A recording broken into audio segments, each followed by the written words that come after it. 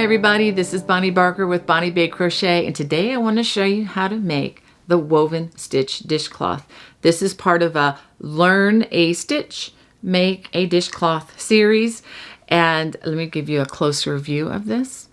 This is a very interesting stitch, and it's a really low-cost way, low investment way to learn how to crochet a new stitch. And these are very helpful, very useful, very practical. You can use this as a dishcloth for dishes. If you use the recommended cotton that I use, it's called I Love This cotton. It is soft enough, I believe, to use for a baby cloth or even a spa cloth, for cleaning your face. It's really, really a nice high quality cotton. And also you will be learning how to work the low front ridge worked in the round or around the corners in a square. And if you also have the option that if you don't want to use that finishing, you can just finish with 2 rounds of single crochet. It's really all up to you. Well, let me go ahead and show you what you're going to need. For this project, I'm going to be using the I Love This cotton, which is a very nice, soft, 100% cotton yarn. This is a worsted weight yarn. Each of these skeins has 3.5 ounces, 100 grams, or 180 yards, or 165 meters. I'm going to be using a different color than white for the demonstration, but obviously you can use any color you wish. And if you don't have this particular type of cotton yarn, not a problem. Use whichever worsted weight cotton you may have available. And just for the record, we're not even going to come close to using the entire skein of yarn. I'm recommending that you use a crochet hook size 8 or 5.00 millimeter. And as always, I recommend that you have a pair of sharp scissors and a yarn needle handy for hiding the loose ends. To begin, I'm going to make a slip knot, and we're going to work a starting chain of 25 chains. Once you've completed those 25 chains, and for the record, if you want to make this larger, wider, you can just add multiples of 2 to this beginning chain. Or you can just start with any multiple of 2 plus 1. All right, so now we're going to start in the second chain from hook, and we are going to work a single crochet in each chain across. And for the record, we are going to work a perimeter round, so the rest of this starting chain will be completely covered over if you're worried about that in any way. So go ahead and work those single crochets across the row. At the end of row 1, you should have a total of 24 single crochets. Now we're going to turn and begin row 2, and this is where we begin the woven stitch. We're going to start with a chain 2. We're going to skip the first stitch right here, and we're going to start in the second stitch. We're going to wrap the hook, insert under both loops, pull up a loop, then we pull through a loop, then we yarn over and pull through. That's half of the woven stitch. We're going to do this a little differently again. Yarn over, insert into the same place, pull up a loop, and then just pull through 2 loops without wrapping, and that completes the woven stitch. Now we're going to work these in every other stitch across the row. So we're going to skip the next stitch, and we're going to work another woven stitch. I'll do this very slowly because I know that this is a slightly different muscle memory feel than the traditional crochet stitches. So we wrap the hook, insert into the next stitch, pull up a loop, pull through 1 loop, yarn over, pull through 2. Yarn over, insert into the same place, pull up a loop, and then just pull through 2. The oddity of this is you do not wrap for the second section or second part of this stitch. Let's do that again.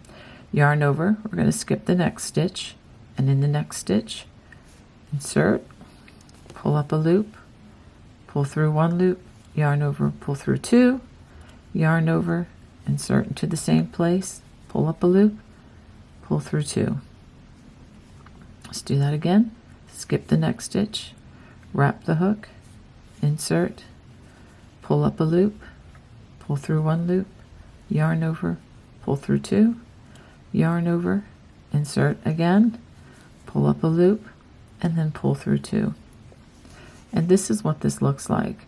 It's a very unique looking stitch, which also happens to be reversible. And I think it's a beautiful stitch, and it looks different enough to be very interesting. So let's go ahead and finish this across the row. I'll do one more with you. Skip the next stitch.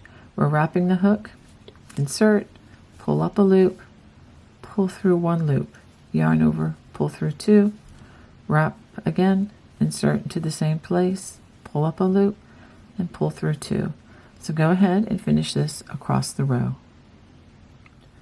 So after working this all the way across, we do work the last stitch in the last stitch of row one, which is right here.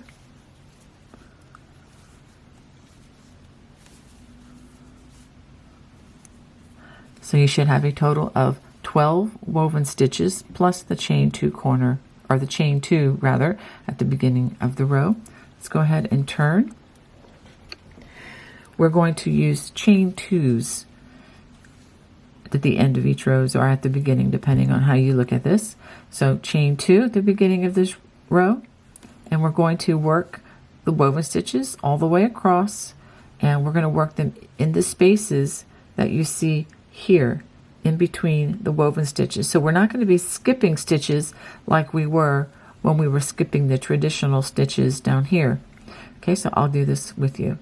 Wrap the hook, insert, pull up a loop, pull through one, yarn over, pull through two, wrap, pull up a loop, and then pull through two. And again, in between the woven stitches only. Now it can look like there are two stitches here, but there really aren't. This constitutes one stitch, so just wanted to be clear about that so that you're not working in through the top loops. We're just working in between the woven stitches, and the spaces are quite clear. So go ahead and work this all the way across, and I will show you how the row ends. After working those woven stitches all the way across, we're going to work the last one in the chain two space.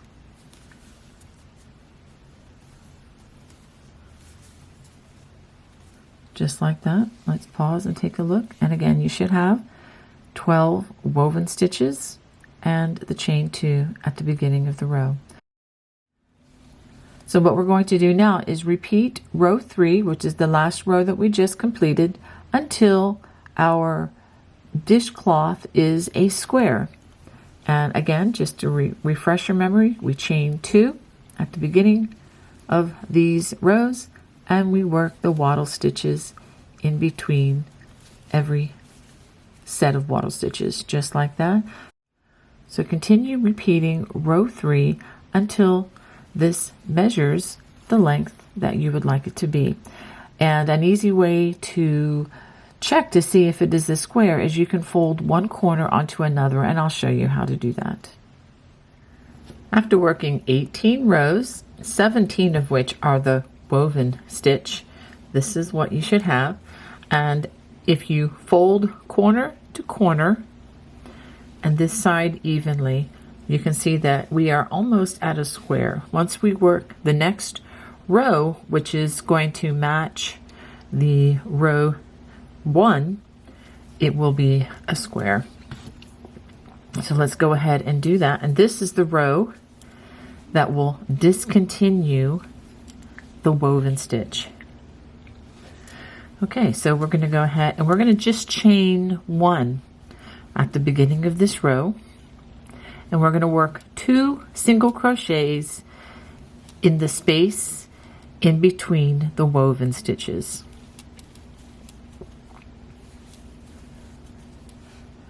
So go ahead and work that across. 2 single crochets in between each woven stitch. So after finishing those 2 single crochets in the chain 2 turning chain, we're going to turn 90 degrees, chain 2, and then we're going to work 1 single crochet in the same place as where the last 2 stitches were worked. Now this is what we're going to repeat along the sides. We're going to work 1 single crochet in the next row end, and then 2 single crochets in the next row end, which is where the chain 2 was made as the turning chain. So again, 1 single crochet in the next row end, 2 in the next row end. So go ahead and work that until you get to the corner. After working this all the way across, go ahead and work a single crochet in that last row, which was that single crochet row. Go ahead and turn 90 degrees, chain 2, and we're going to work another single crochet. You can either work it in the same place. Let's go ahead and do that. It's going to be the one that would have been in place of that first chain, and let's go ahead and work single crochets in each of those chains all the way across. And let me show you, if you're not sure where to put your hook, find the stitch that is now upside down and just put it in the same place opposite where that stitch was worked. So go ahead and work that all the way across. After working those all the way across that foundation row, let's go ahead and turn 90 degrees again, chain 2, and we're going to go ahead and start by working a single crochet in the same place as the last, and then go ahead and work 2 single crochets in that next row end, 1 in the next row end, 2 in the next row end, similarly to what we did on the other side. 1 and then 2.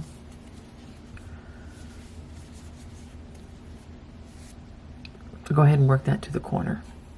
This perimeter round ends by working a single crochet in the same place where the first one was worked, chain 2, again turn 90 degrees, and we're going to join with a slip stitch to that very first single crochet. All right, now we're ready to move on to the next perimeter round, and we're going to keep the same side facing us as we chain 1, and we're going to work slip stitches in each stitch all the way around. And I'll show you how to do this. We are working only in the front loop. Work slip stitch. Is this going to leave a nice little edge, a raised edge along the perimeter of the square. So go ahead and work that, and I'll show you what to do when you get to the chain 2 corners.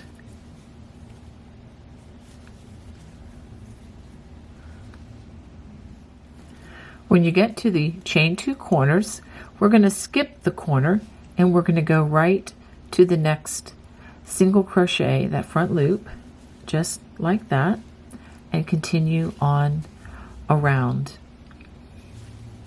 Now, when we do the next round, we will be working in the chain 2 corners. So if you find it to be more helpful, you can stick a stitch marker in those chain 2s now so that you don't have to worry about trying to find them, or you can just kind of pull up on them like that, because we are going to be working in those on the next round.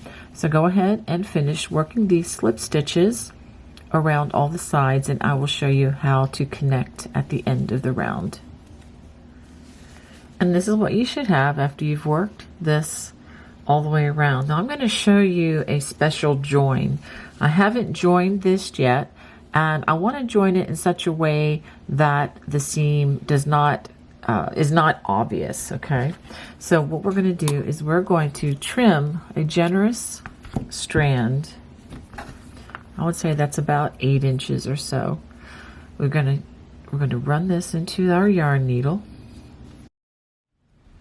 So let me show you how to finish this off.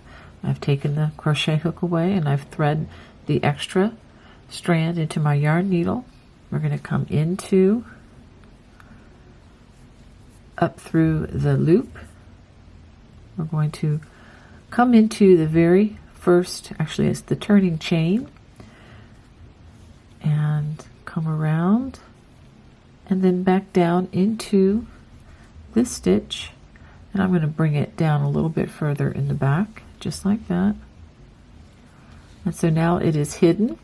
So let's go ahead and fasten this off by running it under several stitches so that it will not come undone, especially since we have not tied it in any knot or secured it in any way. So, and with the cotton, the friction with these fibers should hold this very secure, because that way each of these rounds will be independent of each other, and I think it just gives a much better presentation than if we chained one and turned, because then the two rounds will kind of look interconnected and we really don't want that.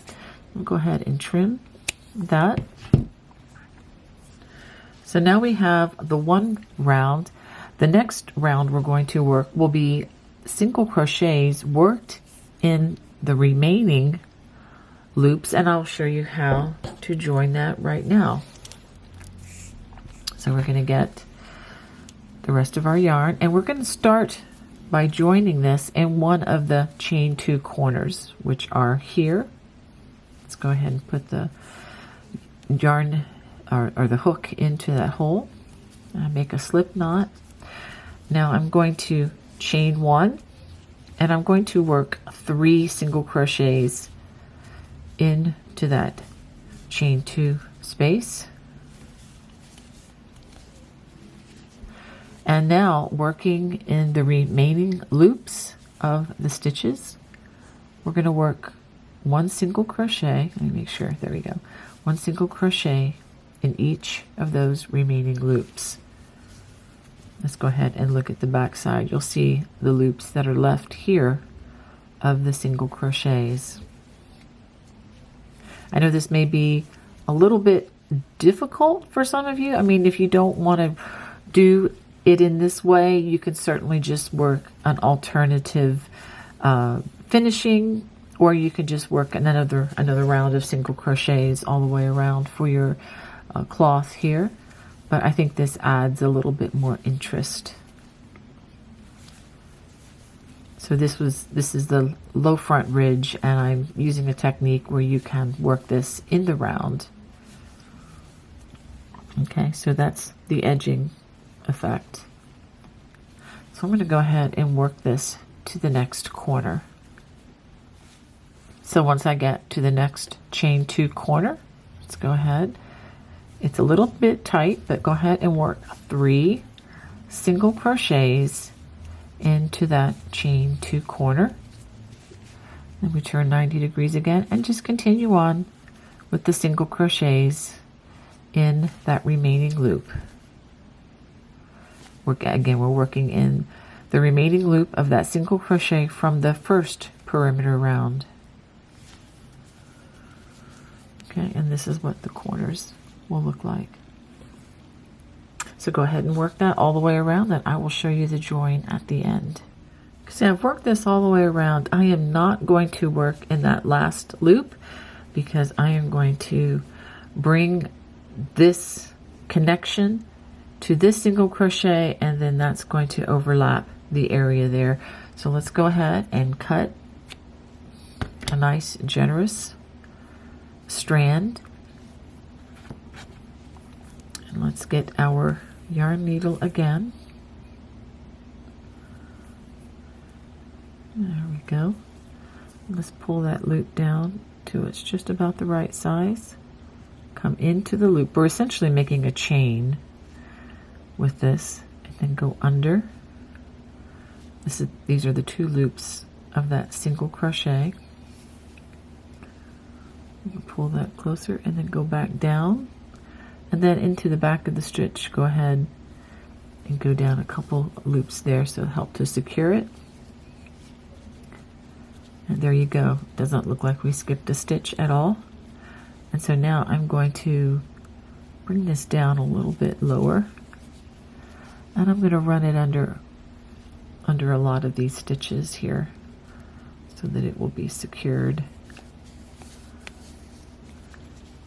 And since we're not tying it into a knot or securing it in that way, go ahead and run it under several stitches, not just 2 or 3, so we don't want this thread to resurface or to come out later.